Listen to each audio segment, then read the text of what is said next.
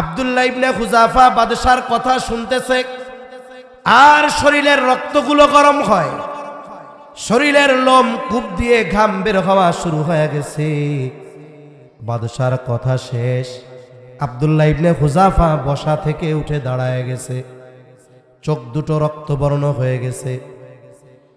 এখনো দেখা যায়, আগেও ওয়াজ মাহফিলে দেখতাম একজন কথা বলতেছে কোরআন সুন্নাহ দিয়া, দেখা যাবে কোনো নেতা বা কারো বিরুদ্ধে গেছে, ওই যে কানে কানে শুনতেছে কি কয় হুজুর, মনে করে আরে মনে কইতেছে, একটু পরে দাঁড়ায় শেল্টার দেয়, নেতা বাধা দেয়, আছে না নাই?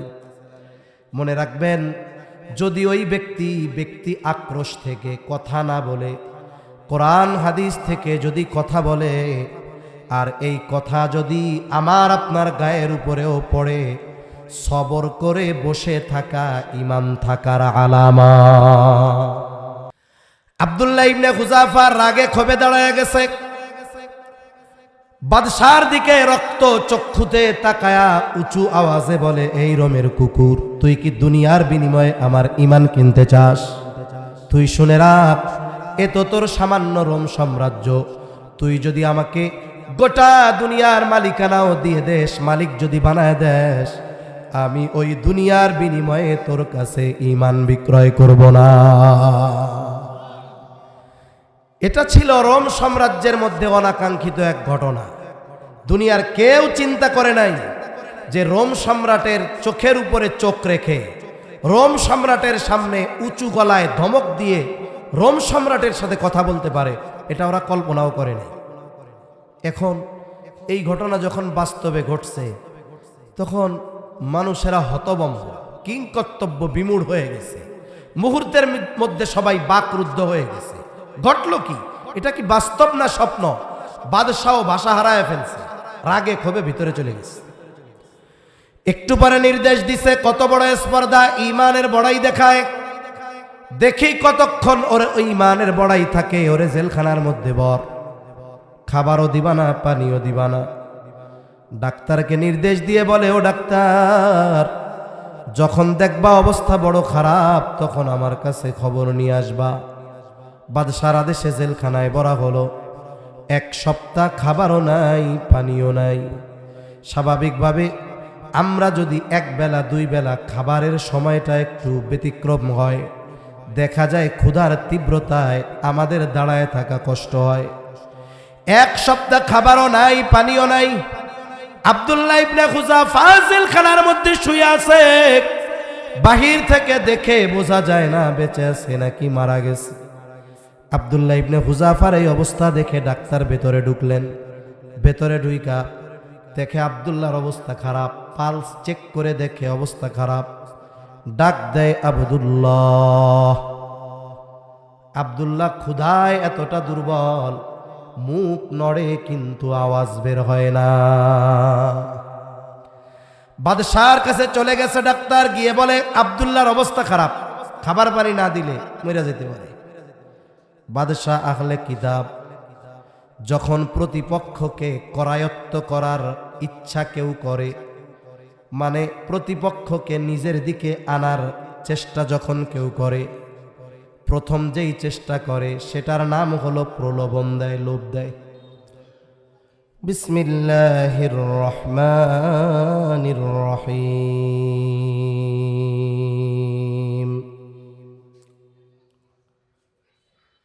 ইন্নাল্লাযীনা আমানু ওয়া আমিলুস সালিহাতি কানাত লাহুম জান্নাতুল ফিরদাউসি নুজুলা। وقال رسول الله صلى الله عليه وسلم ذاق طعم الإيمان من رضي بالله ربا وبالإسلام دينا وبمحمد نبيا ورسولا. وقال رسول الله صلى الله عليه وسلم من قال رضيت بالله ربا وبالإسلام دينا وبمحمد نبيا ورسولا وجبت له الجنة أو كما قال النبي صلى الله عليه وسلم صدق الله العلي العظيم وصدق رسوله النبي الكريم ونحن على ذلك لمن الشاهدين والشاكرين والحمد لله رب العالمين سبحانك لا علم لنا إلا ما علمتنا إنك أنت العليم الحكيم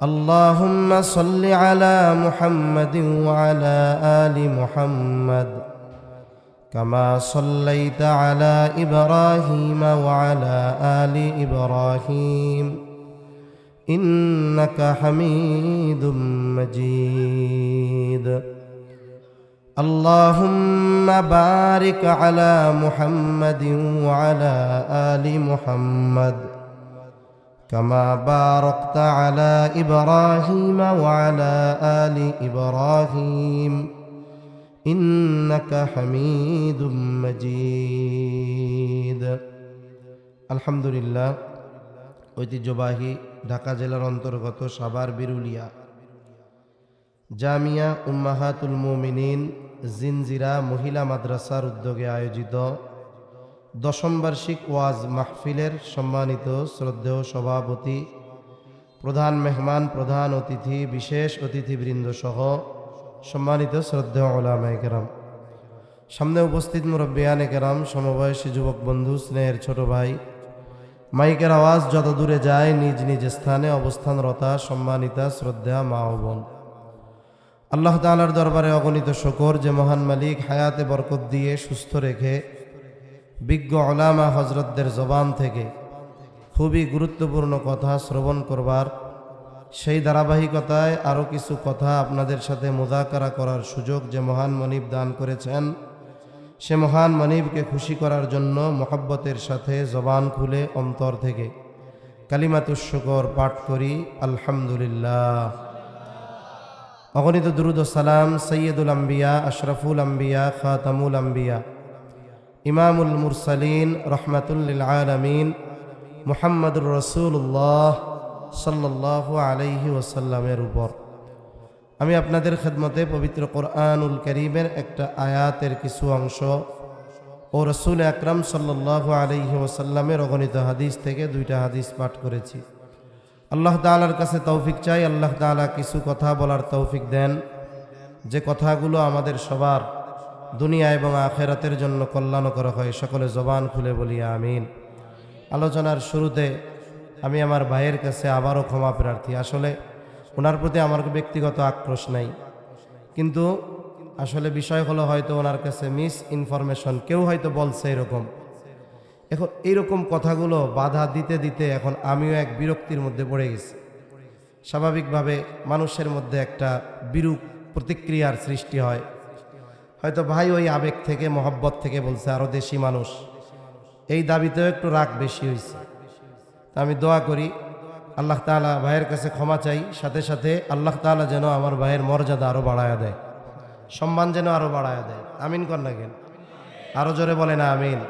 আল্লাহ হায়াতে, ইলমে, সব কিছুতে আল্লাহ তাআলা যেন বরকত দান করে। সকলে বলি আমিন। যাই হোক, আসলে আমরা তো ইমানদার। আমরা কি জোরে বলেন? ইমানদার। আসল ব্যাপার হলো সব ইমানদার ইমানের মজা টের পায় না। সব ইমানদার ইমানের মজা টের পায় না। যেমন আমি প্রায় 1 মাস যাবৎ ঠান্ডা লাগছে আমার। ঠান্ডা লাগার ফলশ্রুতিতে কি হয়েছে, আমি কোনো ঘ্রাণ স্বাদ টের পাই না। এখন আমার সামনের অবস্থা কি, আমি বাথরুমে গেলেও গন্ধ পাই না, দামি শাহী বিরিয়ানি সামনে দিলেও গন্ধ পাই না, আতর সামনে নিলেও নাকে কোনো ঘ্রাণ পাই না। কেন? আমার আপাতত ঘ্রাণ শক্তি স্টপ হয়ে গেছে ঠান্ডাজনিত কারণে। তা ইমানদার অনেকেই ইমান আনে, কিন্তু ইমানের পরিপূর্ণ স্বাদ সবাই আস্বাদন করতে পারে না। একই খাবার একজন সুস্থ মানুষ যার সব ঠিক আছে তার মজা লাগে, আর একজন জ্বরাক্রান্ত ব্যক্তি ওই খাবার যদি তারে দেওয়া হয় ও কয় কি খাইতে দিলা আমি, আর তিতা লাগে। তাহলে বোঝা গেল ইমানের একটা স্বাদ আছে। ইমানের স্বাদ কারা আস্বাদন করতে পারে? নবীজি সাল্লাল্লাহু আলাইহি ওয়াসাল্লাম বলেন, যাকা তু'মাল ঈমান মান রাদিয়া বিল্লাহি রাব্বান ওয়া বিল ইসলামি দীনাহু ওয়া বিমুহাম্মাদিন নাবিয়্যান ওয়া রাসূলা। রাসূল আকরাম সাল্লাল্লাহু আলাইহি ওয়াসাল্লাম বলেন, ইমানের স্বাদ ওই ব্যক্তি পেয়েছে, ইমানের মজা ওই ব্যক্তি লাভ করেছে কে? মান রাদিয়া বিল্লাহি রাব্বা, যে আল্লাহ তাআলাকে রব হিসাবে পেয়ে খুশি হয়েছে, ওয়াবিল ইসলামি দীনা, ইসলামকে দিন তথা জীবন ব্যবস্থা হিসাবে পেয়ে খুশি হয়েছে। 3 নাম্বার, ওয়াবি মুহাম্মাদিন নাবিয়্যান ওয়া রাসূলা, আর যে মুহাম্মদ সাল্লাল্লাহু আলাইহি ওয়াসাল্লামকে নবী হিসাবে পেয়ে খুশি হয়েছে। বলে এই 3টা পেয়ে যে খুশি হয়েছে, নবীজি বলেন সে ঈমানের মজা লাভ করতে পেরেছে। অনেক সময় মানুষ ভালো জিনিসের যেমন স্বাদ আস্বাদন করে, আবার খারাপ জিনিসেরও মানুষ মজা পায়। সমাজে কিছু নেশাখোর আছে, এরা মদের মজা পাইছে তাই মদ পান করে, অথচ একজন সুস্থ মানুষ, ভালো মানুষ মদের গন্ধ সহ্য করতে পারে না, বমি চলে আসবে। ঈমানেরও এক স্বাদ আছে। ঈমানের মজা কেমন মজা? বলে এই 3টা পেয়ে যারা খুশি হয়েছে তারা ঈমানের মজা পেয়েছে। আর এই পৃথিবীতে নবী রাসূলগণের পরে সবচাইতে বেশি ঈমানের স্বাদ আর মজা পেয়েছে সাহাবায়ে কেরাম। কোন ব্যক্তি যদি ঈমান আনে, ঈমান আনার পরে যদি এমন কোন কঠিন পরিস্থিতির সম্মুখীন হয় যেখানে ঈমান আনার কারণে তার জীবন চলে যাওয়ার আশঙ্কা আছে, মুফতিয়ানে কেরাম আছে, ওনারা বলবেন যে এই সময় যদি জীবন বাঁচানোর জন্য মৌখিকভাবে ঈমান গোপন করে, কিন্তু অন্তরে দৃঢ়ভাবে আল্লাহকে বিশ্বাস করে, কিন্তু ঈমান গোপন করতেছে মৌখিকভাবে, কেন? জান বাঁচানোর জন্য, এই সুযোগ তার আছে। তবে কিছু মানুষ তো ঈমানের স্বাদ এমন পাইছে, জীবন চলে যাওয়ার সম্ভাবনা, তবুও তারা মৌখিকভাবেও ঈমানকে গোপন করে নাই। রাসূলুল্লাহ সাল্লাল্লাহু আলাইহি ওয়াসাল্লামের প্রিয় সাহাবী হযরত বেলাল রাদিয়াল্লাহু তাআলা উমাইয়ার গোলাম ছিলেন। উমাইয়ার গোলাম ঈমান আনছেন। ঈমান আনার পর উমাইয়া জানতে পারছে বেলাল ঈমান এনেছে, ওনার গোলাম। এখন তো গোলামের মাসালা নাই, গোলামের এই সিস্টেমটা এখন নাই। বলে যারা গোলাম হইতো মানুষের গোলাম, ওই গোলামের ইচ্ছাটাও মনিবের ইচ্ছার উপরে নির্ভরশীল হতো। একজন গোলাম ইচ্ছা করলেই বিবাহ করতে পারতো না। গোলামকে যা নির্দেশ দিত গোলাম সেটা মানতে বাধ্য থাকত। এজন্য দেখা যাইতো কোন জালেম মনিব যদি গোলামের উপরে জুলুম অত্যাচার করত, অন্য আর একজন মানুষের এই ব্যাপারে তাকে প্রেসার ক্রিয়েট করা, যে কিছু বইল না, তোমার শাস্তি হবে, এটা হবে, এটা বলার মতো ক্ষমতা অন্য মানুষের ছিল না। কেন? সে কইতো আমার গোলাম, আমি এটা যা খুশি তাই করব। এজন্য ইসলাম এই বিষয়টাকে উঠিয়ে দেওয়ার প্রচেষ্টা করছে। ওই সময় গোলামের এত প্রচলন ছিল যে স্বাভাবিকভাবে মানুষের মধ্য থেকে হঠাৎ করে এই প্রচলনটা উঠানো কঠিন ছিল। এজন্য ইসলামে যত কাফফারা আছে, এই কাফফারাগুলার মধ্যে অন্যতম ব্যবস্থাপনা হলো, এটা করতে পারো নাই, তুমি গোলাম আজাদ করে দিবা। এরপরে গোলাম আজাদ করার সওয়াব, বিপুল পরিমাণ সওয়াবের কথা নবীজি সাল্লাল্লাহু আলাইহি ওয়াসাল্লাম জানিয়ে দিয়েছেন। তার মানে ইসলাম গোলাম আজাদ করাকে উৎসাহিত করেছে, গোলাম রাখাকে নবীজি নিরুৎসাহিত করেছেন। কিন্তু ওই সময়ের প্রচলন এত বেশি ছিল, হঠাৎ করে উঠায় দেওয়া সম্ভব ছিল না। কিন্তু পর্যায়ক্রমে আস্তে আস্তে আস্তে এক সময় কি হয়েছে, যে একটা সময় যেই ব্যক্তি গোলাম ছিল, একজনের গোলাম ছিল, সেও একটা সময় রাষ্ট্র পরিচালনার দায়িত্ব পালন করছে। ঠিক কিনা বলে?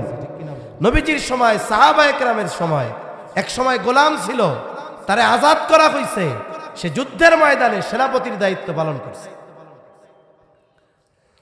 হযরত বেলাল রাদিয়াল্লাহু তাআলা আনহু উমাইয়ার গোলাম, নবীজির প্রতি আকৃষ্ট হয়ে, দ্বীনের প্রতি আকৃষ্ট হয়ে যখন ঈমান গ্রহণ করছে, উমাইয়া জানতে পারছে ঈমান আনছে। এখন উমাইয়া বেলাল রাদিয়াল্লাহু তাআলা আনহুর উপরে নির্বিচারে জুলুম অত্যাচার শুরু করছে। এতটা অমানবিক জুলুম অত্যাচার, মরুভূমির উত্তপ্ত বালির মধ্যে খালি গায়ে হাত পা বেঁধে শোয়া রাখত, গলার সাথে দড়ি বেঁধে দিত, অপর প্রান্তে আরেকটা ঘোড়ার সাথে দড়ি বেঁধে দিত। ওই ঘোড়া মরুভূমির মধ্যে দৌড়াইত, সাথে দড়িতে বাঁধা বেলাল ওই ঘোড়ার দৌড়ানির সাথে সাথে বালির উপর দিয়া শেষরায়া শেষরায়া যাইত। সমস্যা কি? কেন এই কঠিন শাস্তি? বলে ঈমান তো আনছে বেলাল, এই জুলুম চলে। আর বেলাল বলে আহাদ আহাদ। কার নাম? জোরে বলেন।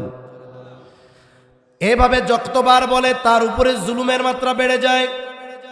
হযরত আবু বকর সিদ্দিক রাদিয়াল্লাহু তাআলা আনহু বেলালের এই অবস্থা দেখে বেলালরে পরামর্শ দিলেন, বেলাল তুমি যতবার আহাদ বলো ততবার তোমার উপরে জুলুমের মাত্রা তোমার মনিব বাড়ায়া দেয়। তুমি এক কাজ করো, তুমি আহাদ এই শব্দটা জোরে উচ্চারণ কইরা মুখ দিয়া বইল না, তুমি চুপ থাকো, তাইলে হয়তো জুলুমের মাত্রা তোমার উপরে কিছুটা কম হবে। হযরত বেলাল রাদিয়াল্লাহু তাআলা আনহু পরামর্শটা গ্রহণ করলেন, বলে হ্যাঁ ঠিক আছে। কিন্তু বেলাল ঈমানের মজা তো এমন পেয়েছে, আহাদ ডাকার মধ্যে এমন মজা পেয়েছে, উমাইয়ার জুলুম অত্যাচার বেড়েছে, কিন্তু বেলাল ঈমান গোপন করে নাই, আহাদ শব্দ মুখ দিয়া উচ্চারণ বাদ দেয় না। কারণ তার কাছে উমাইয়ার জুলুম অত্যাচার যত কষ্টের মনে হয়েছে, তার চাইতে বেশি মজার লাগছে আল্লাহকে ডাকা।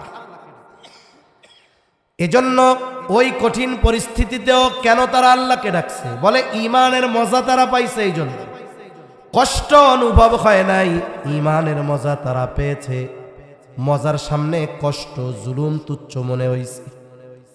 ঈমানের মজা তো তারা পেয়েছে। বলে সাহাবায়ে কেরামের সামনে দুনিয়া তুলে ধরা হয়েছে, দুনিয়াকে লাথি মেরে তারা ঈমানকে গ্রহণ করেছে। সাহাবায়ে কেরামের ঘটনা এগুলো শোনার দরকার। এর দ্বারা কি হয়? এর দ্বারা ঈমানের মধ্যে একটু ঘষা মাজা হয়। আমরা তো উল্টাপাল্টা ঘটনা শুনতে অনেক সময় পছন্দ করি, কিন্তু আমাদের সাহাবায়ে কেরামের জীবনী, নবী রাসূলগণের ঈমানের ত্যাগ, সাহাবায়ে কেরামের ঈমানের জন্য ত্যাগ, এগুলো শুধু শুনে মজা নেওয়া বিষয় না, বরং ওই শিক্ষাটাকে জীবনের সাথে কাজে লাগানোর দরকার। ঠিক কিনা বলেন? ঈমানের মজা যদি পাই, ওইগুলা করা আমাদের দ্বারাও সম্ভব, আল্লাহ করে দিবে ইনশাআল্লাহ। ইতিহাস থেকে আপনাদের ঘটনা শুনাই। আল বিদায়া ওয়ান নিহায়ার মধ্যে আসছে, হযরত ওমর রাদিয়াল্লাহু তাআলা আনহুর জামানায় মুসলমানদের সাথে রোমদের সর্বপ্রথম সরাসরি যুদ্ধ সংঘটিত হয়। এই দুনিয়ায় যেমন অন্যতম পরাশক্তি আমরা বলি আমেরিকা, রাশিয়া, ওই সময়ে পৃথিবীর অন্যতম দুইটা পরাশক্তি ছিল, একটা হলো রোম আর একটা হলো পারস্য। রোম বর্তমান ইটালি, আর পারস্য হলো বর্তমান ইরান। রোমদের সাথে নবীজির সময়ও একবার মুসলমানদের যুদ্ধ হয়েছে, তাবুকের যুদ্ধ। প্রায় 700 কিলোমিটার পথ পাড়ি দিয়ে মুসলমানেরা একেবারে সীমান্তে পৌঁছায় গেছে। রোমদের সাথে যুদ্ধ হবে, মানে ওই যুদ্ধে রোম সৈন্যরাও অংশগ্রহণ করবে। আল্লাহ তাআলা যুদ্ধ সংগঠিত হওয়ার আগে রোমান সৈন্যদের অন্তরে নবীজির ভয়ভীতি ঢুকায়া দিছে। ওরা চলে গেছে, বিনা যুদ্ধে নবীজির সময় জয়লাভ করেছে। কিন্তু সর্বপ্রথম সরাসরি যুদ্ধ সংগঠিত হয় হযরত ওমর রাদিয়াল্লাহু তাআলা আনহুর সময়। ওই সময় গোটা পৃথিবীতে চতুর্দিকে মুসলমানদের জয়ের সংবাদ। রোম সম্রাট চিন্তা করলেন মুসলমানদের সাথে যুদ্ধ হবে, যদি তাদের সৈন্যবাহিনী সম্পর্কে বিস্তারিত ইনফরমেশন তথ্য জানা যায় তাহলে তাদের সাথে যুদ্ধ করা সহজ। রোম সম্রাটের গোয়েন্দা বাহিনী মুসলমান সৈন্য কাফেলার মধ্যে ঢুকে বিস্তারিত খবরাখবর নিয়ে বাদশার কাছে চলে গেলেন। বাদশার কাছে জানানো হলো, বাদশা জিজ্ঞাসা করে সৈন্য সংখ্যা বেশি আমাদের চেয়ে? বলে না বাদশা নামদার, সৈন্য সংখ্যার দিক দিয়ে আমাদের চাইতে অনেক কম, তাইলে সামরস্ত্রের দিক দিয়ে আমাদের চাইতে শক্তিশালী নাকি? কারণ অনেক সময় সৈন্য সংখ্যা যদি কম হয়, অস্ত্র যদি শক্তিশালী হয়, একজন শক্তিশালী অস্ত্রধারী 100 লাঠিয়ালের বিরুদ্ধে যথেষ্ট হয়ে যায়। কারণ ওরা তো মনে করে সৈন্য সংখ্যা আর সামরস্ত্রের জোরে মনে হয় জয়লাভ করা যায়। তাহলে কি তাদের অস্ত্র আমাদের চাইতে আধুনিক? বলে না, তাও নয়। তাহলে কি তারা আমাদের চাইতে স্পেশাল ট্রেনিং প্রাপ্ত নাকি? আমাদের যতগুলো বাহিনী আছে ডিফেন্সে, সেনাবাহিনী, সব সৈন্য কিন্তু একরকম না। কিছু সৈন্য আছে কমান্ডো ট্রেনিং নেওয়া। বলে একজন কমান্ডো ট্রেনিং প্রাপ্ত সৈন্য খালি হাতে 5, 7, 8, 10 জনের সাথে লড়াই করতে একা যথেষ্ট। ও একা 8, 10 জন সাধারণ সৈন্যরে সহায় ফেলতে পারবে, এইভাবে ট্রেনিং দেওয়া হয়। বিশেষ ট্রেনিং প্রাপ্ত? বলে না না, এরা কেউ কৃষিকাজ করে, কেউ ব্যবসা করে, কেউ অন্যর জমিতে কাজ করে। যখন যুদ্ধের প্রয়োজন ওদের খলিফা ওদেরকে বলে, ওরা ক্ষেত খামারি রাইখা সুন্দর মতো যুদ্ধ করতে চলে আসে। তাহলে অস্ত্র কম, সৈন্য সংখ্যা কম, স্পেশাল ট্রেনিংও নাই, কিন্তু গোটা দুনিয়া ব্যাপী তাদের জয়ের খবর। কারণ কি?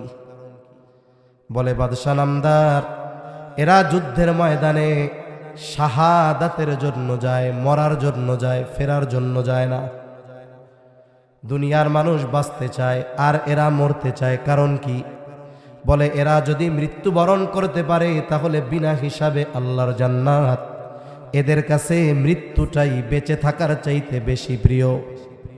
বাদশাহ একটু অবাক হয়ে বলেন, দুনিয়ার মানুষ বাঁচতে চায় আর এরা মরতে চায়, এদের কাছে এই মৃত্যুকে পছন্দনীয় কোন জিনিস বানায় দিয়েছে? কোন জিনিসের কারণে তাদের কাছে মৃত্যু প্রিয়? বলে ঈমানের কারণে। ঈমান তাদের কাছে দুনিয়ার সব কিছুকে তুচ্ছ বানায় দিছে। এবার বাদশাহ তো আহলে কিতাব, খ্রিস্টান, আল্লাহরে বিশ্বাস করে। বাদশাহ বলে, যুদ্ধের ফলাফল যা হবে সেটা পরের খবর। কিছু জীবিত মুসলমান সৈন্য আমার কাছে ধরে পাঠাইবা, আমি একটু পরখ করব তাদের ঈমানের পাওয়ার কেমন। যুদ্ধ শুরু হয়ে গেছে। কোন কোন ঐতিহাসিক লেখেন 40 জনের একটা দল কাফেরদের হাতে আটক হয়ে গেছে। রাজধানীতে পাঠায় দেওয়া হলো, বাদশার নির্দেশ, জীবিত পাঠাইবা। বাদশার কাছে খবর দেওয়া হলো, বাদশা নামদার, মুসলমানদের একটা দল আমাদের হাতে আটক, আপনি নির্দেশ দিলেই আপনার কাছে পাঠায় দেওয়া হবে। বাদশার আদেশে পরের দিন সকালবেলায় আটককৃত মুসলিম কাফেলা বাদশার সামনে হাজির করা হলো। রাজ দরবারে সবাই বাদশার এই আদেশের অপেক্ষমান।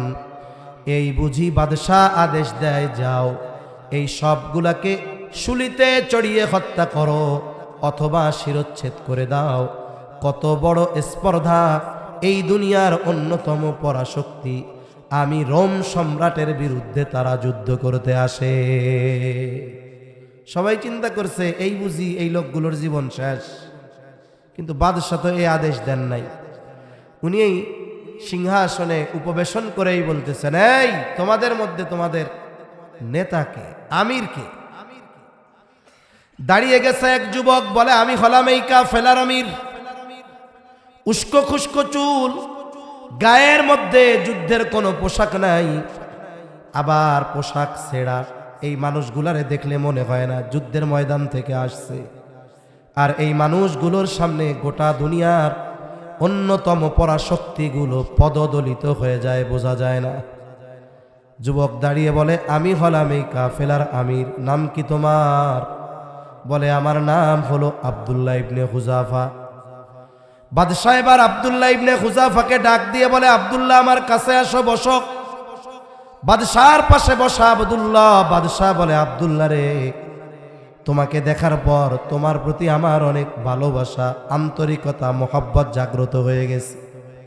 আমার তো মন চায় আমি তোমার সাথে একটা ভালো সম্পর্ক গড়ব, তবে একটা জিনিস তোমার আর আমার মধ্যে প্রাচীর বাধা হয়ে দাঁড়াইছে।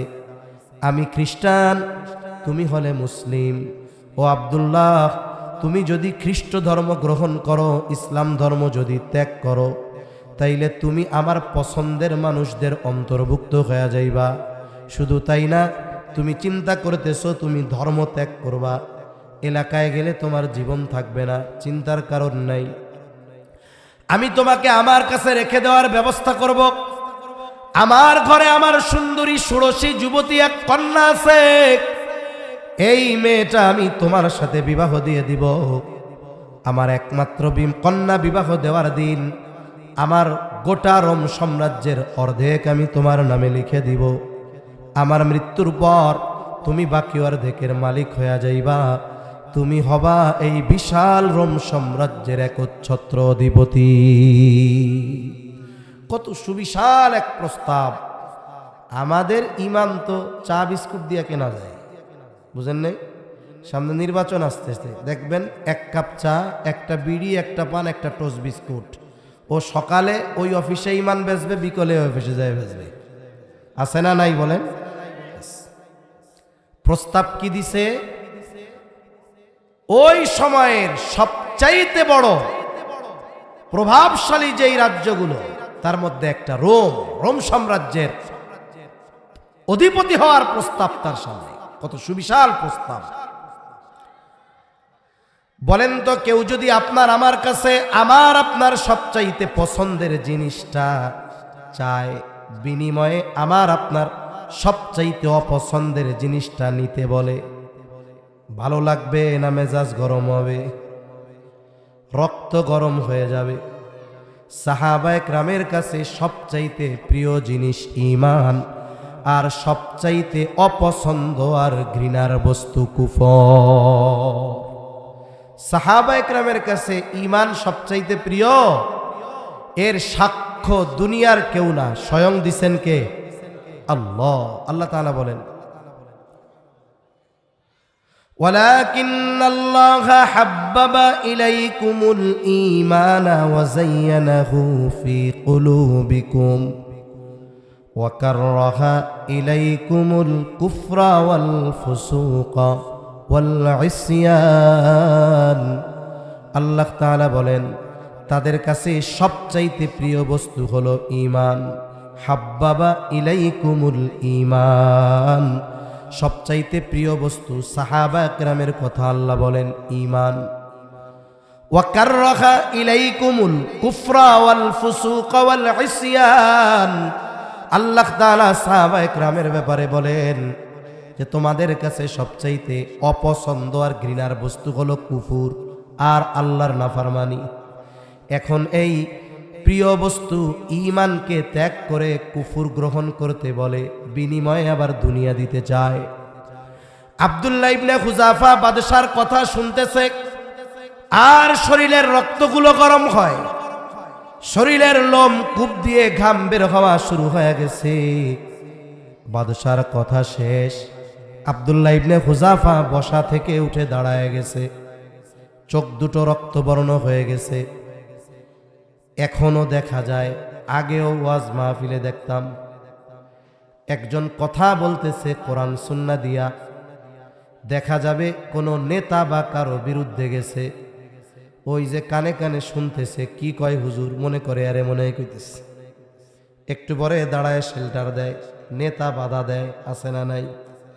মনে রাখবেন, যদি ওই ব্যক্তি আক্রোশ থেকে কথা না বলে, কোরআন হাদিস থেকে যদি কথা বলে, আর এই কথা যদি আমার আপনার গায়ের উপরেও পড়ে, সবর করে বসে থাকা ইমাম থাকার আলামা। আপনার মসজিদের ইমাম সাহেব কোরআন হাদিস দিয়ে কথা বলতেছে, আপনার গায়ে পড়ছে আর আপনি দাঁড়ায় গেছেন। আপনি মসজিদের সভাপতি হতে পারেন, আপনি তাহাজ্জুদ গুজারি হতে পারেন, আপনি আওয়াবিন ইশরাক পড়তে পারেন, 5 বার হজ করে আলগাজ হইতে পারেন, কিন্তু আপনি মোমেন হতে পারেন নাই। আরে অতীতের বড় বড় জালেম বাদশা ছিল মুসলমান, ওরা মুসলমানদের হত্যা করতো, সাহাবায়ে কেরামরা হত্যা করছে। হাজ্জাজ বিন ইউসুফের মতো জালেম, ওর সামনেও যখন কোরআন সুন্নাহর কথা বলা হইতো, ও মাথা নিচু করে বসে থাকতো, কিচ্ছু বলতো না। অথচ পৃথিবীর ইতিহাসে অন্যতম নিকৃষ্ট এক জালেম, যার হাত সাহাবায়ে কেরামের রক্তে রঙিন হয়েছে। অথচ কিছু মানুষ এমন আছে যে তাদের রক্ত গরম হয় কখন? যখন তার বিরুদ্ধে, দ্বীনের বিরুদ্ধে, তার দলের বিরুদ্ধে কথা যায় তখন। কিন্তু নবীর বিরুদ্ধে গেলে তার রক্ত গরম হয় না, ঠিক কিনা বলেন? এই যে খতমে নবুয়তকে অস্বীকার করতেছে, নবীজিকে এক গ্রুপ গালি দিচ্ছে, কোরআনকে গালি দিচ্ছে, এই টাইমে তার রক্ত গরম হয় না। গরম হয় কোন সময়? উনি সুদ খায়, যখন ইমাম সাহেব কোরআন হাদিস দিয়া সুদের বিরুদ্ধে বলে, ওনার মেজাজ গরম হয়ে যায়। উনি ঘুষ খায়, যখন উনি কোরআন হাদিসের স্পষ্ট দলিল দিয়ে আমাদের খতিব সাহেবেরা ঘুষের বিরুদ্ধে বলে, বেপরদার বিরুদ্ধে বলে, তখন ওনার রক্ত গরম হয়ে যায়। তোমার ওই রক্ত শয়তানে গরম বানায়, ঠিক কিনা বলেন? কারণ তোমার রক্তের সাথে শয়তান মিশে গেছে। নবীজি সাল্লাল্লাহু আলাইহি ওয়াসাল্লাম বলে, ইয়াজরি মাজরাদ দাম, শয়তান মানুষের রক্তের সাথে প্রবাহিত হইতে পারে। যারা দিনদার, ওরা তো তাওবা ইস্তেগফার, আল্লাহর কাছে আশ্রয় চায়, শয়তান ওদের রক্ত গরম বানাইতে পারে না। কিন্তু ওরা তো দিনভর আকাম করে বেড়ায়, এজন্য শয়তান ওদের রক্ত গরম বানায়, কিন্তু ওই রক্ত দ্বীনের ব্যাপারে গরম হয় না। আর যারা মুত্তাকি পরহেজগার, এদের রক্ত দ্বীনের ব্যাপারে গরম হয়, ঠিক কিনা বলেন? মনে রাখতে হবে। এই জন্য আব্দুল্লাহ ইবনে হুযাফা রক্ত গরম, ঘাম বের হচ্ছে লোমকূপ দিয়ে, চোখ রক্তবর্ণ।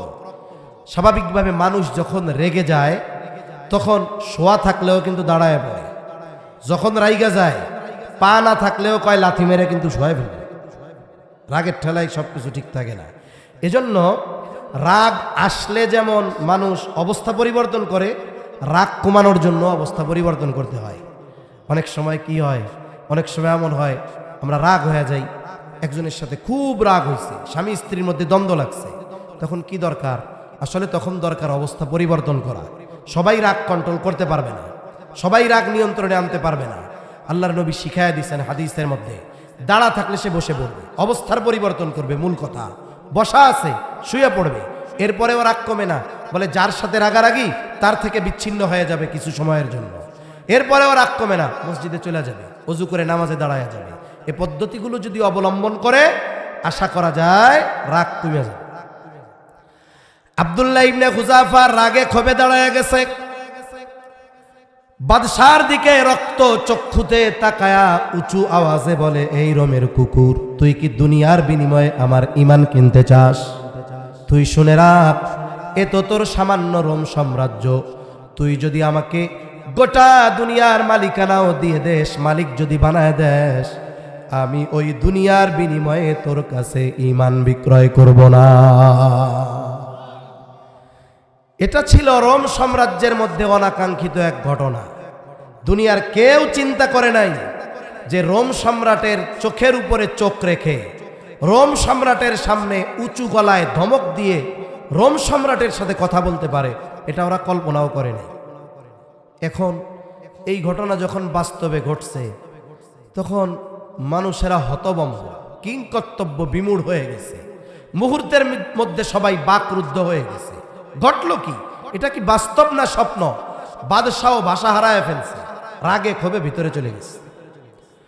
একটু পরে নির্দেশ দিছে, কত বড় স্পর্ধা, ইমানের বড়াই দেখায়। দেখি কতক্ষণ ওরে ওই ইমানের বড়াই থাকে। ওরে জেলখানার মধ্যে বর, খাবারও দিবা না, পানিও দিবা না। ডাক্তারকে নির্দেশ দিয়ে বলে, ও ডাক্তার, যখন দেখবা অবস্থা বড় খারাপ তখন আমার কাছে খবর নিয়ে আসবা। বাদশার আদেশে জেলখানায় ভরা হলো। 1 সপ্তাহ খাবারও নাই, পানিও নাই। স্বাভাবিকভাবে আমরা যদি 1 বেলা 2 বেলা খাবারের সময়টা একটু ব্যতিক্রম হয়, দেখা যায় ক্ষুধার তীব্রতায় আমাদের দাঁড়ায় থাকা কষ্ট হয়। 1 সপ্তাহ খাবারও নাই, পানিও নাই। আব্দুল্লাহ ইবনে খুজাফা জেলখানার মধ্যে শুয়ে আছে। বাহির থেকে দেখে বোঝা যায় না বেঁচে আছে নাকি মারা গেছে। আব্দুল্লাহ ইবনে খুজাফার এই অবস্থা দেখে ডাক্তার ভেতরে ঢুকলেন। ভেতরে ঢুইকা দেখে আব্দুল্লাহর অবস্থা খারাপ। পালস চেক করে দেখে অবস্থা খারাপ। ডাক দেয় আব্দুল্লাহ। আব্দুল্লাহ ক্ষুধায় এতটা দুর্বল, মুখ নড়ে কিন্তু আওয়াজ বের হয় না। বাদশার কাছে চলে গেছে ডাক্তার, গিয়ে বলে আব্দুল্লাহর অবস্থা খারাপ, খাবার পানি না দিলে মরে যেতে পারে। বাদশাহ আহলে কিতাব, যখন প্রতিপক্ষকে করায়ত্ত করার ইচ্ছা কেউ করে, মানে প্রতিপক্ষকে নিজের দিকে আনার চেষ্টা যখন কেউ করে, প্রথম যেই চেষ্টা করে সেটার নাম হলো প্রলোভন দেয়, লোভ দেয়, তাই না? এরপরে যখন লোভে কাজ হয় না, থ্রেট দেয়। কি দেয়? মাঝে মধ্যে হোন্ডা নিয়ে ঘুরে চক্কর মারে আশপাশ দিয়া, বুঝায় যে দলে চলে আয়। খানা বন্ধ কইরা থ্রেট দিছে, কাজ হয় নাই। এরপরে যখন কাজ হয় না, তখন সুন্দর মতো মাঝে মধ্যে অস্ত্র নিয়ে দেখায় না, এরকম ছবি পাঠায়, খবর আছে। আব্দুল্লাহ ইবনে খুজাফাকে লোভ দিয়ে কাজ হয় নাই, খাবার বন্ধ রাখছে, শারীরিকভাবে দুর্বল। বাদশাহ এবার চিন্তা করছে, খাবার পানির যেহেতু প্রয়োজন, যাও খাবার পানি নিয়ে যাও। তবে খাবার নিবা শুকরের গোশত আর পানি নিবা মদ মেশানো পানি। ডাক্তাররে বলছে, ডাক্তার, খাবার পরিবেশন করার পর যখন খাবার গ্রহণ করবে, ওই সময় তাকে জানায় দিবা এই খাবার হলো শুকরের গোশত আর মদ মেশানো পানি। বাদশার আদেশে ডাক্তার খাবার নিয়ে হাজির। আব্দুল্লাহ, খাও, নইলে কিন্তু তোমার জীবন ক্ষতিগ্রস্ত হতে পারে। এখন ক্ষুধা লাগছে, দুর্বল, খাবার সামনে আসলে খিদা বাড়ে। রোজার মাসে, এখন তো শীতের মধ্যে রোজা ঢুকতেছে, এই যে ভাদ্র মাসে রোজা রাখছে 15 ঘন্টার কাছাকাছি, সাহারির সময় খাইছে। এরপরে একটানা মনে করেন 15 ঘন্টা পরে ইফতার, 14 ঘন্টা 55 মিনিট হয়ে গেছে। ইফতারের বাকি কয় মিনিট? এই টাইমে ইফতার নিয়ে সামনে বইছে, আজান দিতে আছে কয় মিনিট? 14 ঘন্টা 55 মিনিট। সমস্যা হয় নাই, মাগার এই 5 মিনিটে 15 বার ঘড়ি দেখে আর কয়, কি রে 5 মিনিট হয় না কে? ইফতারের টাইম হয় না কেন? কেন? এর আগে তো আপনার কষ্ট হয় না, এখন খাবারের চাহিদা বাড়লো কেন? এই যে চোখ দিয়ে যখন খাবার দেখছি, আমার ব্রেন থেকে অটোমেটিক খবর চলে গেছে পাকস্থলীর কাছে যে দোস্ত খাওন চলে আইছে, আর পাকস্থলী আ করে রয়েছে। এই যে খিদা লাগা শুরু হয়ে গেছে। মানুষ যখন ক্ষুধার্ত থাকে, দীর্ঘ সময় যদি পার করে, একটা সময় খাবারের যে চাহিদা ওইটা কমে যায়, যদিও সে দুর্বল থাকে। কিন্তু যখন আবার খাবার সামনে আসে, তখন ক্ষুধার মাত্রা কেন বাড়ে? ওই দীর্ঘ সময় খাবার না পেয়ে পাকস্থলী মুখ বন্ধ করে ফেলছিল, এখন ওই যে খাবার আইছে, খবর পাইছে, মুখ খুলছে, এখন খিদা লাগে। এখন ওই ইফতারির আগে ওই 5 মিনিট আর যায় না, সামনে 20 পদের ইফতারি, মনে হয় যে এগুলো সব আমার একাই আজকে লাগবে, অথচ খাইতে পারবে অল্প। তা খাবার যখন ক্ষুধার্থের সামনে যায়, তখন খাবারের চাহিদা তার আরো বাড়ে। এখন আব্দুল্লাহ ইবনে খুজাফার সামনে খাবার, উনি তো খাবার গ্রহণ করবে। এই মুহূর্তে ডাক্তার বলে, আব্দুল্লাহ, এটা শুকরের গোশত আর মদ মেশানো পানি। বাদশার চিন্তা হলো, খাবার না দিয়া দৈহিক দুর্বল বানাইছি, আর শুকরের গোশত আর মদ মেশানো পানি খাইয়া খাওয়াইয়া ইমানই দুর্বল বানায়া ফেলব। এই পৃথিবীতে যারা হারামখোর আছে, হয়তো তারা মৌলিকভাবে হারাম খায় অথবা তাদের উপার্জন হারাম। মনে রাখবেন, ঘুষের টাকা সুদের টাকা দিয়া যদি কেউ মক্কা শরীফের দুম্বার গোস্ত কিনে খায়, ওটাও হারামের মতো। কথা বুঝেন নাই? এইরকম যারা আছে উপার্জন 100% হারাম, অথবা যা খায় সেটা হারাম, এই খাবার খেয়ে ওর দৈহিক শক্তি যত হোক না কেন, এই হারামখোর সবগুলো ইমানিভাবে দুর্বল, সবগুলার ইমান দুর্বল। আব্দুল্লাহ ইবনে খুজাফা দুর্বল, ইমানের দিক দিয়ে সবল। কানে যখন আওয়াজ গেছে শুকরের গোস্ত আর মদ মেশানো পানি, ইমানি শক্তিতে বলিয়ান হয়ে আব্দুল্লাহ ইবনে খুজাফা ডাক্তারকে বলে, এগুলো সরায় ফেলো, আমার জীবন চলে যায় যাক, তবু আমি হারাম খাবার আমার ঠোঁটে লাগাবো না।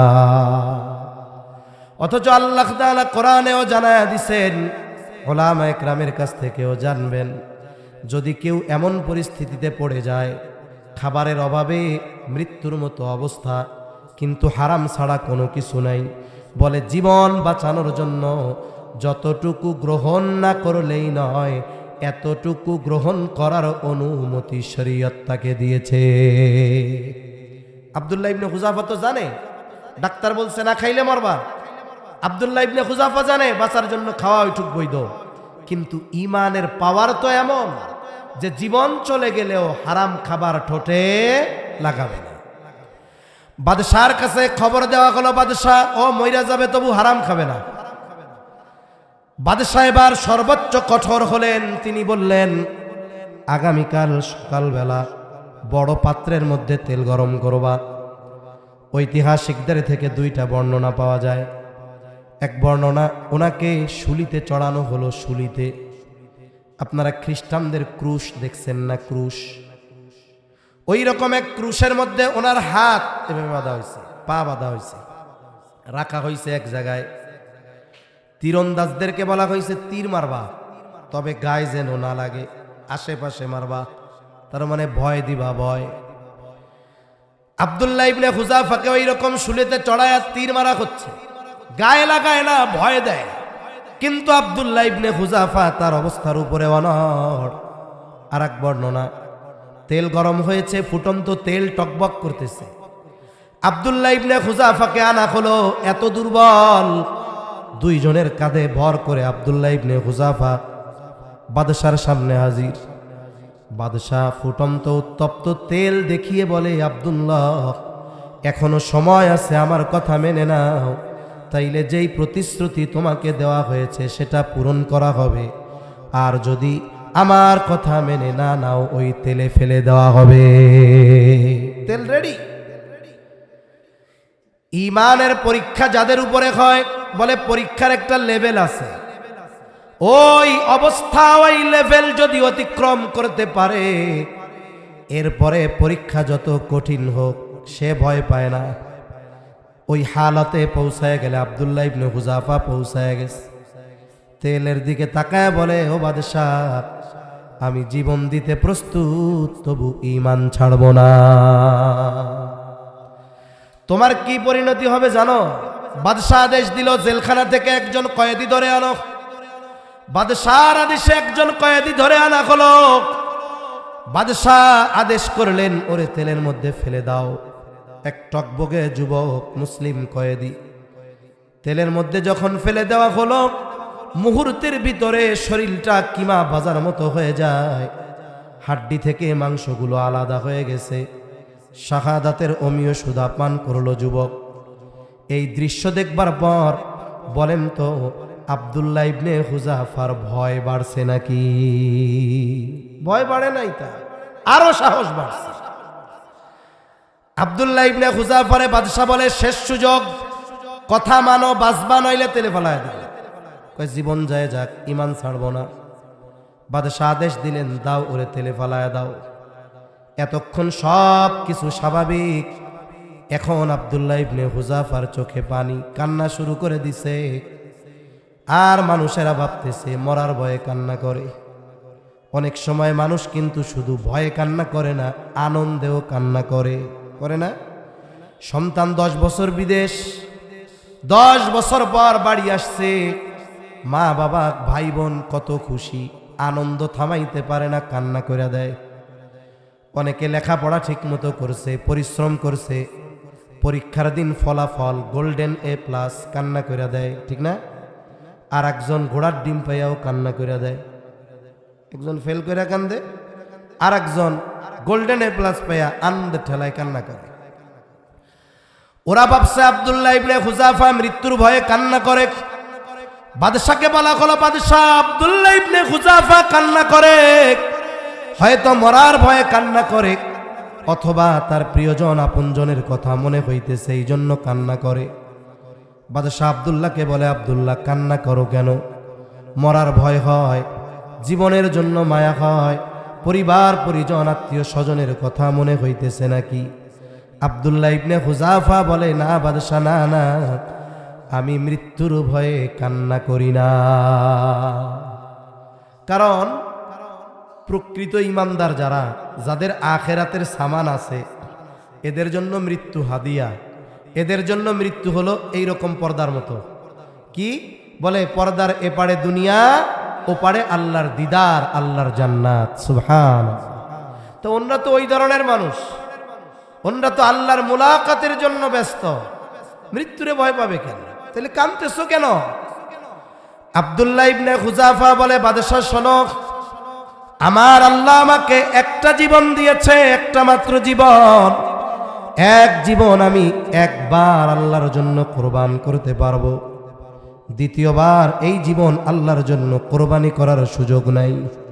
তবে আমার তো মন চায়, আমার আল্লাহ যদি আমাকে শরীরের পশম পরিমাণ জীবন দিত, আমি আমার জীবনগুলো প্রত্যেকবার আল্লাহর জন্য কোরবানি করতাম। এই যে সৌভাগ্যের মরণ, মরতে পারবো কয়বার, এটা এই জন্য এই দুঃখে কাঁদতেছি। তা শহীদ যারা হয় তাদেরকে আল্লাহ তাআলা বলেন, তাদের তোমরা মৃত বইলো না। ওয়ালা তাকুলু লিমান ইউকতালু ফি সাবিলিল্লাহি আমওয়াত বাল আহইয়াউ ওয়ালাকিন লা তাশউরুন। আল্লাহর রাস্তায় যারা শহীদ, আল্লাহ বলেন তাদের তোমরা মৃত বলিও না, তারা জীবিত। এখন জীবিত হলে খাবার দরকার, সব কিছু দরকার, বলে তাদের সব কিছুর ব্যবস্থা যিনি করেন তিনি কে? আল্লাহ বিশেষ পদ্ধতিতে তাদের এই ব্যবস্থা করছে, জান্নাতে আছে। আর এক হাদিসে আছে, জান্নাতের সবুজ পাখি বানায় রাখছে আল্লাহ তাআলা তাদের। তারা উড়ে আর আল্লাহর নেয়ামতগুলো ভক্ষণ করে। আল্লাহ তাদের জিজ্ঞাসা করে, তোমাদের কি আর কিছু মন চায় নাকি? জান্নাতে তো সব আছে। বলে, না আল্লাহ, কিছুই মন চায় না, তবে একটা জিনিস মন চায়। কি মন চায়?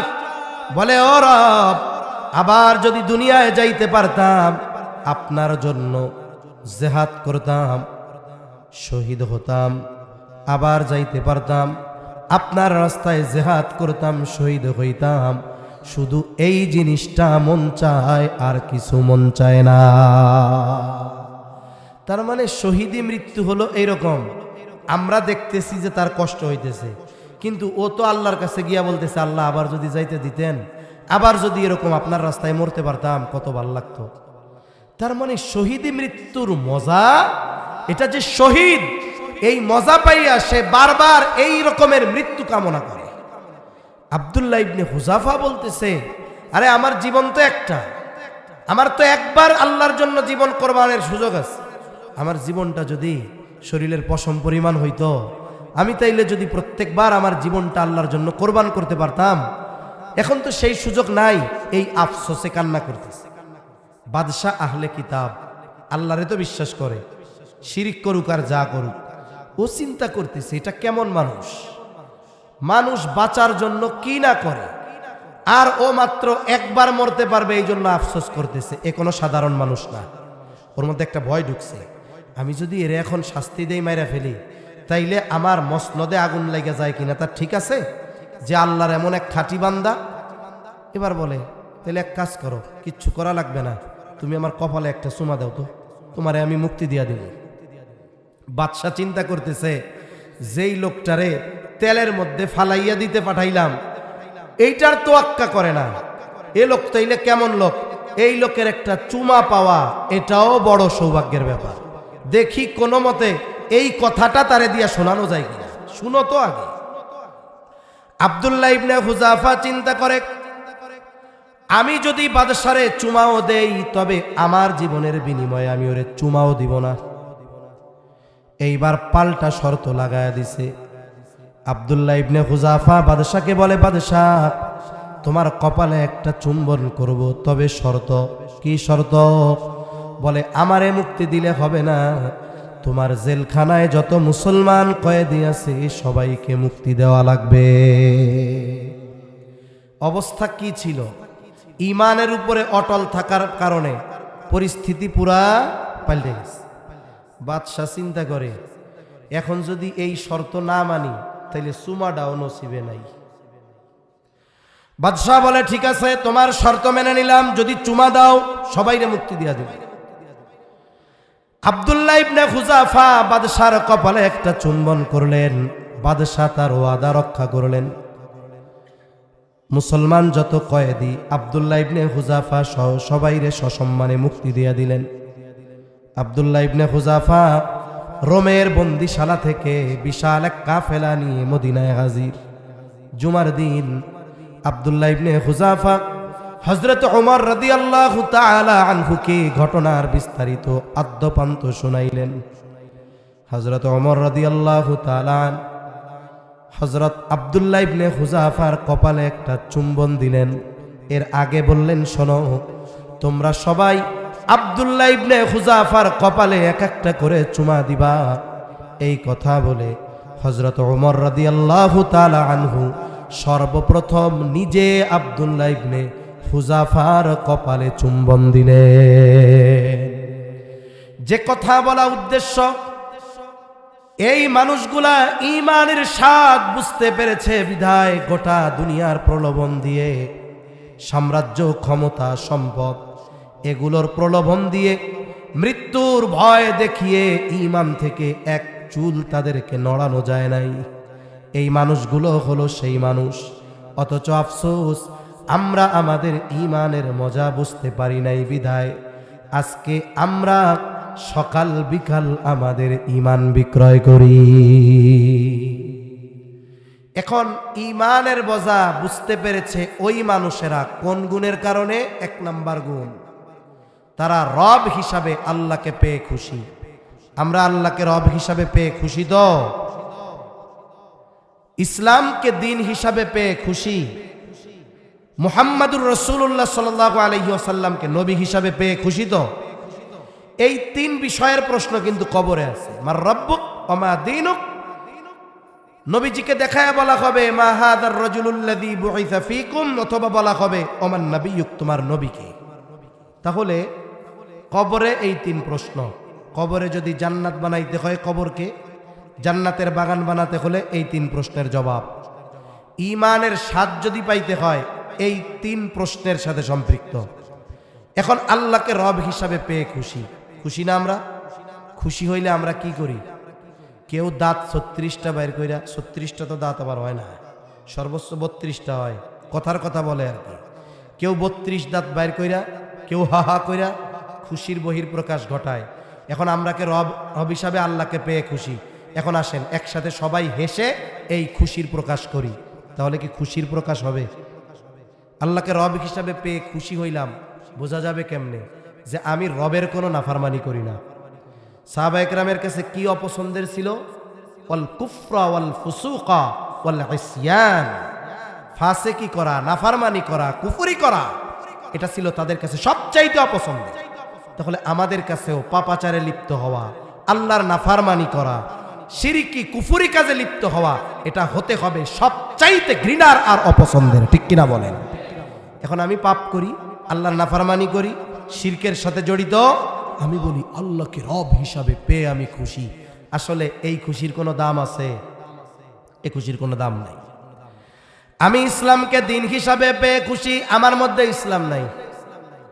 বলেন তো, মুখ দিয়া যদি বলি ইসলাম পেয়ে খুশি, আসলে কি খুশি হওয়া হবে নাকি? আমাকে ব্যক্তিগত জীবন থেকে সর্বোচ্চ পর্যায় পর্যন্ত ইসলামের উপরে চলার, ইসলাম প্রতিষ্ঠার চেষ্টা করতে হবে। আমাদের দেশে অনেক ভাই আছে অপেক্ষায় থাকে। কিসের অপেক্ষায়? বলে হুজুর ইসলাম পরিপূর্ণ মানব, একেবারে সব করব। কবে থেকে ভাই? বাংলাদেশে ইসলামী শাসন ব্যবস্থা প্রতিষ্ঠা হোক, এরপর থেকে। এর আগে কি করবেন? কাফেরের মতো চলবেন? কথা বুঝেননি? এর আগে কি কাফেরের মতো চলবো? কেন? রাষ্ট্রীয়ভাবে ইসলাম প্রতিষ্ঠা হওয়ার আগে ব্যক্তিগত জীবনে ইসলাম নাই, পারিবারিক জীবনে নাই, সামাজিক জীবনে নাই, আমার অধীনস্থদের মধ্যে আমার ইসলাম প্রতিষ্ঠার জিম্মাদারি নাই। তাহলে এগুলো বাদ দেন কেন? স্টেপ বাই স্টেপ অগ্রসর হন। আমার আপনার প্রত্যেকের দায়বদ্ধতা কমপক্ষে কতটুক? কমপক্ষে কতটুক? আমি এই এলাকার একজন বাসিন্দা, গার্মেন্টস ফ্যাক্টরিতে চাকরি করে অথবা এই এলাকায় থাকে, উনি মেম্বারও না, চেয়ারম্যানও না, সাধারণ একজন মানুষ, দুনিয়া এইভাবেই কাইটা গেছে। কিয়ামতের দিন আল্লাহ ওনারে জিজ্ঞাসা করবে, ওই মিয়া তুমি কেন রাষ্ট্রীয়ভাবে ইসলাম প্রতিষ্ঠা করলা না? এই জবাব দাও। এই প্রশ্ন উনারে করার আগে উনাকে জিজ্ঞাসা করবে, তুমি ইসলাম কতটুকু নিজে মানছো এটা কও। তোমার পরিবারকে কতটুকু ইসলাম মানিয়েছো এটা বলো। তোমার অধীনস্থদেরকে দ্বীনের উপরে কতটুকু পরিচালিত করেছো বলো। এই জবাব আগে, ঠিক কিনা বলেন? যার যে দায়িত্ব আল্লাহ দিছে ওই দায়িত্বের ব্যাপারে কিয়ামতে আল্লাহ জিজ্ঞাসা করবে। কুল্লুকুম রাঈন ওয়া কুল্লুকুম মাসউলুন আন রাঈয়াতিহি। এখন আমার দায়িত্বের সীমা কতটুকু এটা আমি বুঝি। এটুকুর ব্যাপারে তো আল্লাহর কাছে জবাবদিহিতার কাঠগড়ায় দাঁড়াতেই হবে।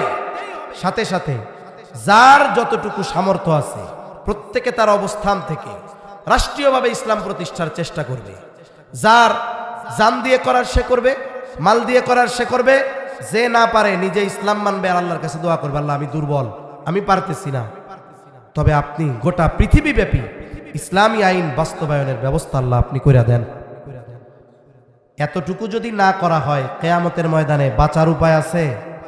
তাহলে ইমাম সাহেবদের কাছ থেকে জানবেন, হুজুর আমার ব্যক্তিগত জীবনে কতটুকু ইসলাম মানা দরকার একটু শিখায়া দেন। আমরা তো ওনাদের কাছ থেকে শিখতে চাই না। কেন চাই না? বলে আমি যে জানি না এটা যদি ইমাম জানে আমার ইজ্জত থাকবে। বুঝেন নাই? আমি যে জানি না এটা যদি ইমাম জানে তাহলে তো আর গরম দিয়ে কথা বলা যাবে না, ধমক দেওয়া যাবে না, মসজিদে মুখ ফুলিয়ে গলা উঁচু করে কথা বলা যাবে না। যদি সবাই জানে ওই লোক দোয়ায় কুনুত পারে না, ওইটা কি মসজিদে উঁচু গলায় কথা কইতে পারবে? এজন্য ইমামের কাছ থেকে শিখতে চায় না, কিন্তু ধরা তো খাইতে হবে আখেরাতে। এজন্য আমি ইসলামকে দিন হিসাবে পেয়ে খুশি। এই খুশির প্রমাণ কখন হবে? যখন আমি ইসলাম মোতাবেক চলব। ব্যক্তিগত জীবন থেকে নিয়ে যতদূর পর্যন্ত আমার সম্ভব আমি ইসলাম অনুযায়ী চলব, তখন হলো আমি ইসলামকে দিন হিসাবে পেয়ে খুশি। আমি নবী হিসাবে মুহাম্মাদুর রাসূলুল্লাহকে সাল্লাল্লাহু আলাইহি ওয়াসাল্লামকে পেয়ে খুশি। হায় হায়, খুশির প্রমাণ দিতে হবে কি দিয়ে? বলে নবীর আদর্শ অনুসরণ করে, নবীর সিরাত সুরাতকে ধারণ করে। অথচ আমি নবীর সুন্নাতের কাছে যাই না, নবীর আদর্শ আখলাক আমার মধ্যে নাই। আমি কই নবীর পায়ে আমি খুশি। এখন বলেন তো, যারা আল্লাহর হুকুম আহকাম মানে না, ইসলাম মোতাবেক চলে না, নবীর আদর্শ অনুসরণ করে না, ওরা যদি বলে যে আমি আল্লাহকে রব পেয়ে খুশি, ইসলামকে দিন পেয়ে খুশি, নবীকে মুহাম্মদ সাল্লাল্লাহু আলাইহি ওয়াসাল্লামকে নবী হিসাবে পেয়ে খুশি, এরা যতই খিলখিল করে হাসুক না কেন, এদের কথা সত্য না মিথ্যা? জোরে বলেন, সত্য না মিথ্যা? তাহলে ঈমানের স্বাদ যদি পাইতে হয় তাহলে আমাদেরকে এই তিন বিষয়ের দিকে খেয়াল রাখতে হবে। তাহলে কি হবে? দুনিয়ার আমল সুন্দর হবে, আখেরাতে কবরে যাওয়ার সাথে সাথে তিন প্রশ্নের জবাব পটপট করে দিয়া দিবে। কবর জান্নাতের বাগান হবে। আখেরাতের 50,000 বছর এক এক দিন দ্রুততার সাথে পার হবে। 30,000 বছরের পুলসরাত বিজলির গতিতে আল্লাহ পার করায়া দিবে। আল্লাহ তাআলা অতি দ্রুততার সাথে অনন্তকালের জান্নাতে পৌঁছায়া দিবে। ঠিক কিনা বলেন? এখন বিষয় হলো, আমরা যে আমল করব, দৈনন্দিন অনেক আমলের ক্ষেত্রে অ্যালার্ম দিয়ে রাখি না আমরা? অ্যালার্ম আজান দেয়, আজানের যে উদ্দেশ্যগুলো, এর মধ্যে মূল উদ্দেশ্য হলো আমাদেরকে কিসের কথা স্মরণ করায়া দেয়? নামাজের কথা। অনেক সময় অনেকে ভোররাত্রে উঠবে, আজান হইছে, ঘর দর লাগানো, শীতের দিন, আওয়াজ ঢুকে না, মোবাইলে ঘড়িতে অ্যালার্ম দিয়ে রাখে। কেন অ্যালার্ম দেয়? যেন ঘুম থেকে উঠতে পারে, উঠা নামাজে যাইতে পারে। এজন্য কিছু দৈনন্দিন আমল আছে, যেগুলো আমাদেরকে আমাদের জীবনের মূল কথা স্মরণ করায় দেয়। এর একটা আমল হলো এইটা, নবীজি সাল্লাল্লাহু আলাইহি ওয়াসাল্লাম বলেন, মান ক্বালা রাদিতু বিল্লাহি রাব্বা ওয়া বিল ইসলামি দীনা ওয়া বি মুহাম্মাদিন নাবিয়্যান ওয়া রাসূলা, যে ব্যক্তি বলে যে আমি আল্লাহকে রব হিসাবে পেয়ে খুশি, ইসলামকে দিন হিসাবে পেয়ে খুশি, মুহাম্মাদুর রাসূলুল্লাহ সাল্লাল্লাহু আলাইহি ওয়াসাল্লামকে নবী হিসাবে পেয়ে খুশি। আর এক বর্ণনায় আসছে সকাল সন্ধ্যা তিনবার করে বলে, নবীজি বলেন ওয়াজাবাত লাহুল জান্নাহ, তার জন্য জান্নাত ওয়াজিব হয়ে যায়। আর খুশি দ্বারা কি? খিলখিল করে হাইসা এই খুশি না আমলের খুশি? বলেন। আমল যে করব সকাল সন্ধ্যায় 3 বার পড়া নিজের স্মরণ করায় দিবে, এই তুমি না আল্লাহর রব হিসাবে পেয়ে খুশি, খবরদার রবের নাফরমানি করা যাবে না, রবের হুকুম মানতে হবে। এই তুমি না ইসলামকে দিন হিসাবে পেয়ে খুশি, খবরদার সকালে পড়তেছি, খবরদার তোমার দ্বারা যেন কোনো অনইসলামিক কাজ না হয়। 3 নাম্বার, এই তুমি না মুহাম্মাদুর রাসূলুল্লাহ সাল্লাল্লাহু আলাইহি ওয়াসাল্লামকে নবী হিসাবে পেয়ে খুশি, নিজেরে নিজে বলবে, খবরদার তোমার দ্বারা যেন কোনো সুন্নাতবিহীন কাজ না হয়। এই যে সকালে নিজের নসিহত করলো, এবার বিকালে আবার 3 বার পড়া রাত্রে মনে করাই দিবে, এরকম নাফরমানি যেন না হয়। এখন এই আমলটা করার সাথে সাথে আমলের প্র্যাকটিক্যালটা যদি আমরা করতে পারি, নবীজি বলেন ওয়াজাবাত লাহুল জান্নাহ, যে বলবে বলা মানে আমল করবে, এর জন্য জান্নাত ওয়াজিব হয়ে যাবে। সুবহানাল্লাহ বলেন। তাহলে দেখেন রাসূল আকরাম সাল্লাল্লাহু আলাইহি ওয়াসাল্লাম আমাদেরকে এই আমলের কথা শিখাইলেন, সাথে সাথে জানাইলেন যে এই কাজ যারা করে তারা ঈমানের স্বাদ পায়। ঈমানের স্বাদ পাওয়ার ফলশ্রুতিতে কি হয়? ঈমান বিধ্বংসী কোনো কাজ দেখলে তারা সহ্য করতে পারে না। তাদের ঈমান থাকে একদিকে, গোটা দুনিয়া থেকে আর একদিকে।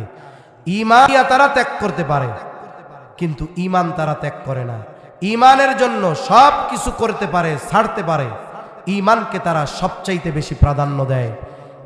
এই কারণে অন্যান্য যত আমল আছে এগুলো তাদের কাছে তখন মজা লাগে, কষ্ট লাগে না। আমরাও যদি ঈমানের পরিপূর্ণ স্বাদ লাভ করতে চাই, আমলে সলেহ করতে চাই, ঈমানের স্বাদ যারা লাভ করছে এদের আমলটাই আমলে সলেহ হয়। আর ঈমানের স্বাদ পাওয়া ব্যক্তিরা যখন আমলে সলেহ করে, এই ঈমান আমল আল্লাহ তাআলা বলেন তাদেরকে জান্নাতুল ফেরদাউসের মেহমান বানায়া দেয়। সুবহানাল্লাহ। আমরা সবাই জান্নাতুল ফেরদাউসের মেহমান হতে চাই তো? কারা চাই একটু হাত উঁচা করি। তাহলে এই 3 বিষয়ের ব্যাপারে মুখ দিয়া না, বাস্তবিক জীবনে আমলে পরিণত করব তো ইনশাআল্লাহ। আল্লাহ আমাদের সকলকে তৌফিক দান করেন। সকলে জবান খুলে বলি আমিন। ওয়া আখিরু দাওয়ানা আনিল হামদুলিল্লাহি রাব্বিল আলামিন।